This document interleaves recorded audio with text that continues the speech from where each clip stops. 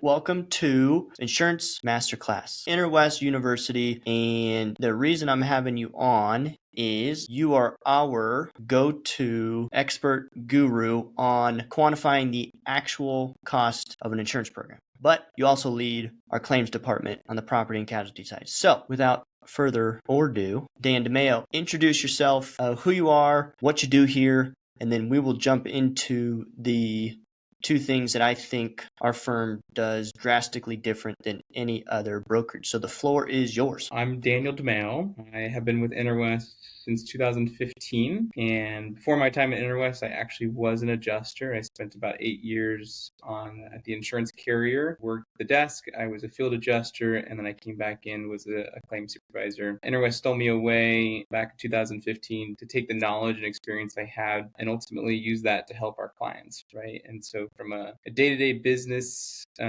dealings, my job was to help our clients navigate their way through the messy and sometimes very complex claims process, make sure our clients understand the insurance lingo so that when they're talking to insurance adjusters, they're on a level playing field and ultimately navigating that process from start to finish. So I'd love to hear, at the end of the day, I love it when our clients are feeling satisfied.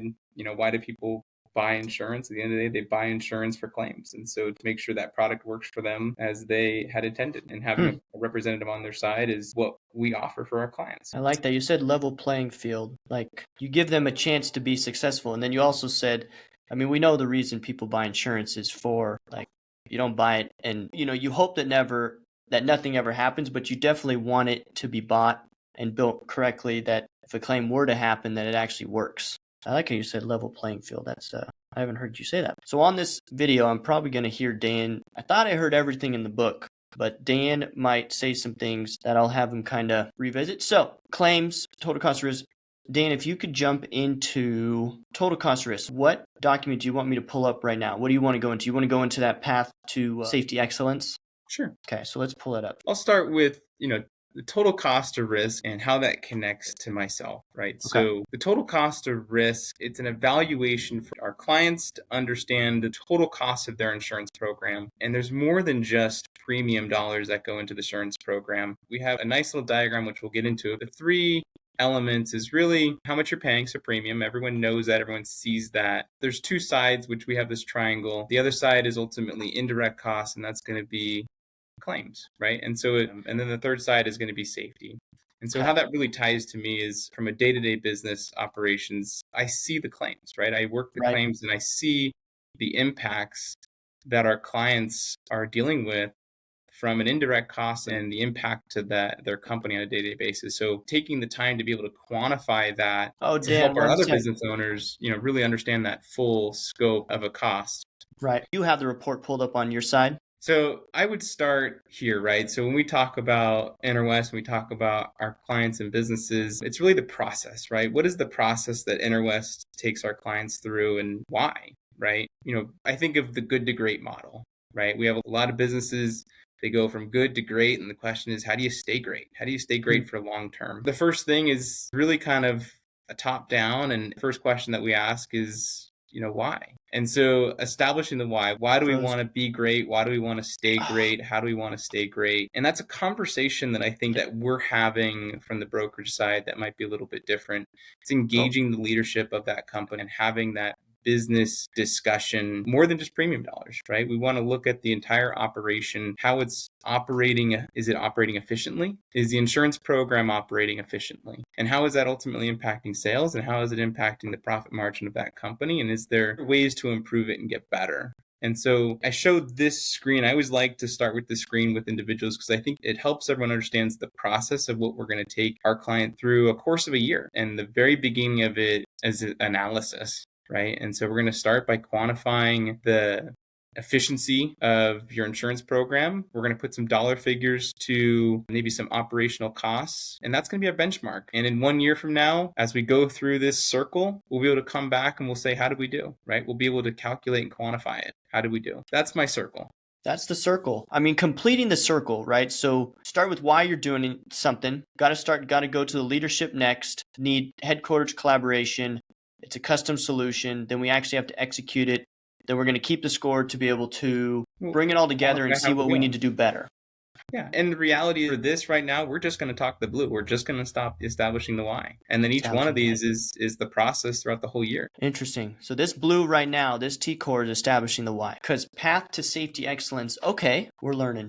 This chart y'all see, Dan right now is going to stay right here in the blue. And so why would you need to do all of these things within your safety program? Well, you need to be able to know exactly what you're spending. And if that number is higher than it needs to be, right, then we go step into action. So Dan right now is going to walk us through the why, which is a T core. Why are we going to do all these things we're going to do within your safety program? Okay, cool. So then I go to, if I can set the stage here, everybody watching this video. So we're going to be going over our total cost of risk tool, or T core, and we don't want to say total cost of risk. So the key with this tool and why it makes it so valuable for our clients is quantifying the actual full cost of their insurance. Most owners think about only premium, right? But they also don't account for the safety investment. They also don't account for the really large piece of when a claim works its way through the business, there's a whole bunch of frictional costs. And Dan's going to dive into that, and this report's going to actually model it out. But you can't really take an action within your insurance program unless you know exactly the cost of the insurance program, where are the pain points, and then we put a plan of action after we figure that out. So ultimately for my team is the thing that makes my team different is we can quantify and tell you exactly what you're spending, and then we have a process to go get it back, right? So any area that you're overspending, we can actually go get those dollars back for you. That's my team. Dan, take it away. I like to use the term total cost of insurance, and the total cost of risk is a financial term. I like to simplify that a lot of times by just saying, what is the total cost of insurance? And so there's this triangle in the corner, and I think it's a really good depiction of what we're trying to do. And we're trying to evaluate three angles of a business's insurance program. And the first one is direct costs. And that's what Cameron would say. It's the black and white. It's on the profit and loss statement. The dollar you see, right? When you call your broker, how much is my insurance going up? It's going up by 10%. Here's the number. The other side of the triangle is the indirect cost. Right? So what is an indirect cost, right? Let's start there. I want you to picture, let's say you're a construction company and, somebody falls off a ladder and gets hurt. Right? And let's say that's your best employee. What does that do to the job site? What does that do to your supervisors, your foremans, your HR team? Let's say the person can't come back to work. They can't fill that job. What happens to the job site? How much delay happens? What happens to your mod? Are you able to get another project after that? What about your reputation? So all of these things have an indirect, a ripple effect. So, I always think of, if you throw a rock in a pool right, and you have the ripples that come out from the rock. Right. We know there's going to be medical bills and all that stuff that's going to take place. Well, that's handled by your workers' compensation insurance carrier. Right. In this situation, those ripples are the things that necessarily aren't paid for by the insurance, but your company incurs. And I don't think I've sat in front of I don't think I've had a single claim that a company says, oh, there was no indirect costs. Right. If they spoke honestly about it, if they really, when that truck went down, or like you said, when that employee got hurt, Cindy in the front office now has to stop what she's doing and coordinate that claim process, or the supervisor had to go drive that person to the hospital and stay there, and when they're down they got to either rehire or retrain. Yeah, if they really thought about particular claim, the cost to their business, yeah, they would be lying if they said it was $0. I get you. We have direct costs, again, premium. We have indirect costs, which is the cost associated to a business as a result of having claims, and then we have the safety, right? And it's those three angles that we want to make sure that every company is efficiently operating at, right? And if we're able to provide our services to help with the safety, if we're able to provide our services to help with the claims, to mitigate, reduce, prevent, those two sides of the triangle ultimately then impact the direct side of it. Right. And so our service team really focuses on the bottom half of that triangle. So our services impact the bottom half. So whether that's we're implementing safety investment from our team, or helping them coordinate a safety investment, or really reducing the indirect costs, those frictional costs, that's really where our services come into play. So Dan, if we could just list it out real quick, you think on the workers' comp, the impact of a claim would be a mod rising. So your premium goes up for years down the road. Mod rising over, let's say, a 1.2 can bring OSHA into play, can impact future bid jobs. The workers' comp claim for an injured worker could be obviously the retraining and the rehiring. Can you speak you and I have touched on this. So on the liability side, right, like a claim within the building, I mean, oh my gosh, the ripple effects of a down building could be insane. I mean, you will have business income, but we don't even, you start calculating out the frictional cost of losing a building. It's astronomical. But like something that's a little more consistent, like an auto claim. So what would be, what are those impacts of an auto claim frictionally? Let's say that you are a servicing company, maybe you're a repair company, maybe you're an HVAC company. Your technicians have appointments, right? And they're supposed to get to those houses at certain appointment times. And if you get into a vehicle accident, what happens, right? You don't make those appointments, right? And then you don't make an appointment. And let's say I just took off work to get home so I can make that appointment. And now your guy doesn't show up. I'm not going to be very happy as a customer, right? And so that reputation, that's going to matter. Right. Reputation. That's super frictional and super unknown. And I can promise you reputation does not make a line item on the P&L, right? Didn't think about reputation. I was also thinking about like a down truck, rental trucks, right? Like that also doesn't hit the P&L, for that moment in time. Yeah, an upset customer, right? Whether it's a homeowner or a GC. So yeah, reputation. Yeah. Okay. All of those things that we're talking about helps establish the why. Right. And so at the end of the day, what we want to do as business partners with our clients is to establish a value, and it's a starting point. And it's saying it's a conversation with the owners, with the directors, and saying, does this matter to you? And if this matters enough to you, let's make a conscious effort. Let's set a goal. Let's establish a KPI, a key performance indicator for the year, and let's attack it together. And we'll take it 1 month, 1 quarter at a time, and let's see how we're doing. And we're going to put some goals. We're going to set realistic goals and action items towards that. So this TCO report, it's the front. It establishes the why. I mean, as you're talking, even for myself, as I've done this for years, this is even helping me organize. I mean, this is really step one. Now we have a portion of the TCO report where we can revert back and calculate the full ROI after, services have been delivered, et cetera, in our value report. But you're saying this TCOR, the total cost of risk, financial leakage report, is on the front because it establishes the why once we put an actual value to it. The value is the why. Okay. Is it a big enough number to change? Right. Yeah, I got you. On the screen, we have ABC Company. And so if I'm with ABC Company, I say, over the last 5 years, you've had $653,000 of indirect costs. Is that enough of a why for you to take this serious and make a change? My question to you would be, that's a big number. Could I have done anything about that number?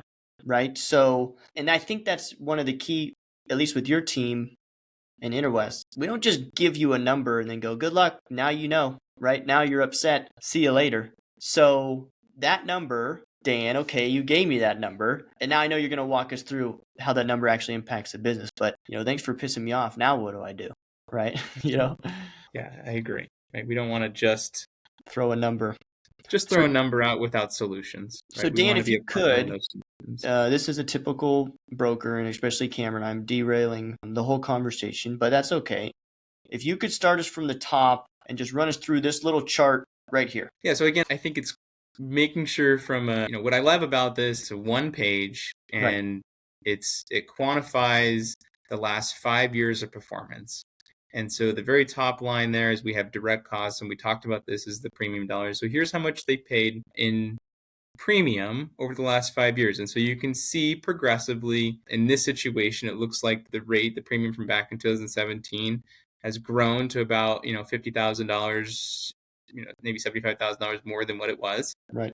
Okay. And then you can see the indirect costs, right? You can see the claims that have been occurring over the last 5 years and maybe the cost of the business associated with that. The question then, and I'll answer my own question, but the question at the end of the day is, how are we calculating? How are we getting to those values, right? How'd you come up with that? Yeah. And so we really use a statistic modeling program. We try to look at the industry, the type of insurance, and we're modeling based off of other similar companies to create what's called an indirect cost factor.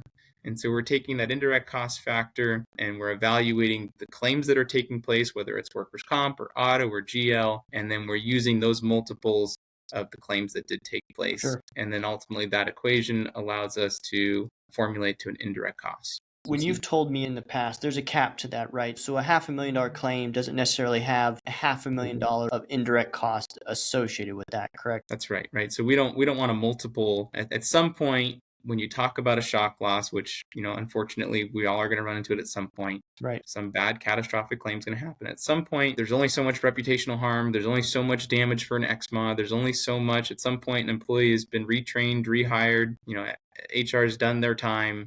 So that cap is then put in place, and so it's not an exponent of a shock loss. It is capped. Typically, we try to cap that around 50,000. And you've gotten pushback, and it's a good question to push back to. The pushback is, hey, what number do you think it is? We know it's a number, right? But if you could put some thought into it, Mr. CFO, Mr. Owner, HR, on an $80,000 claim, let's just walk through. How long was it open? Who did what? Who had to be rehired, retrained? What was the cost of production? Let's just work through it and maybe shoot. On that one $80,000 claim, we moved it super efficiently and it actually closed really fast. Well, maybe it was only 20 grand, maybe it was only 40 grand, right? But it opens up this conversation, as you've told me over the years, that it's certainly a number. Let's not debate over decimals, and let's talk about it, because there are claims that are open way longer that are much more intrusive and expensive to the business than other claims. And that's why you're saying you're taking statistical data of hundreds of thousands of claims, thousands of companies, right? This is not just us throwing spaghetti against the wall. And it comes out to this averaged out number of 0.75 to kind of 1.2-ish of the claims. Sure. Okay. I like it. It opens up a conversation.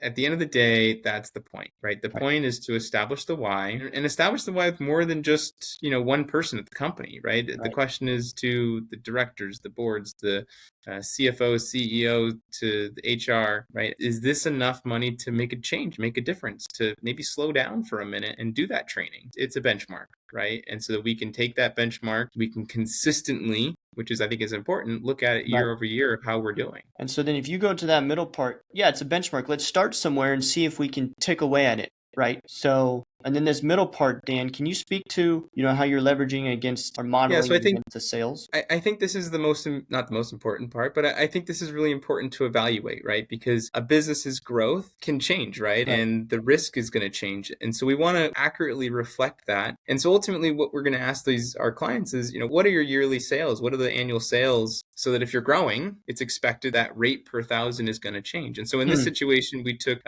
maybe 5 years. We have 5 years. And we have direct costs. If you add up those premium costs, is $2,547,000. You add up those indirect costs, $653,000. And on a rate per 1,000, so for every $1,000 of sales you do, ultimately $22.15 of that is going to pay for your premiums, and $5.68 of that is going to pay for those indirect costs. So the total cost of that insurance program right now is $27, and most times our CEO or CFOs, maybe COs, CEOs, they're only looking at the $22 benchmark. Right. What I love about the 27 is it's really more of a complete package, a complete picture of that program and how we're doing. And then our goal ultimately is to get that number as low as possible, because if we're able to get that down to 26 to 25, right, we're saving, it's $1 per thousand back into our pockets. So I have in blue right there the business impact of indirect costs. And so this is virtually saying 26% of your cost of your insurance is actually going towards indirect costs. So that's having claims, that's being inefficient, right? That's, if we can chip away, if you come to me and you say I paid too much for insurance, I'm going to say I have a way to reduce 26% of your insurance program costs, potentially a big number. And if you were to take that $5.68 that right now is going towards claims, and you were to put that back towards profit, what would that do to your profit margin? Because you're saying that's unnecessary friction on the business. In the sense, we can't have your premium be zero, right? If you have no claims, you can't have zero premium. You still have to pay premium for the when it happens. You're saying let's really limit, if not zero out. I'm assuming you have plenty of clients, Dan, that pretty large operations that do control safety well, that have very low claims. And ultimately, when those claims hit the business, the way they effectively funnel that through our team is we're really lowering that frictional cost, right? So that direct cost is always going to be there. You're saying we're really playing in this bubble, the indirect. let's first identify it. And I don't know of any other brokerage. I don't know of any owner out there that has ever thought about this number, right? And then let's go do something about it. So let's first find the number and then let's go do something about it. They all think about it. They just never quantified it. They all So know they it's happening. think about it, right? They're pissed at it. Okay, so yeah, okay. They can't quantify it. No one's given them a tool. Yeah, because how would they do it themselves? I mean, how would an owner wake up and go, I'm going to quantify? I mean, it's just amongst all the million things they have to do that day, there's no way. And so we're giving them a tool that's pretty unique in the industry, very accurate, and I mean, very, very eye-opening. I mean, yeah, so for this company, it's $600,000 in premium or so, $120,000 in indirect cost to the business based off of the claims they had in 21 and 2022. So then, the way Dan always says it, if you could just go create 6.5 million more in revenue, no big deal, right? But we all know that that's not the case.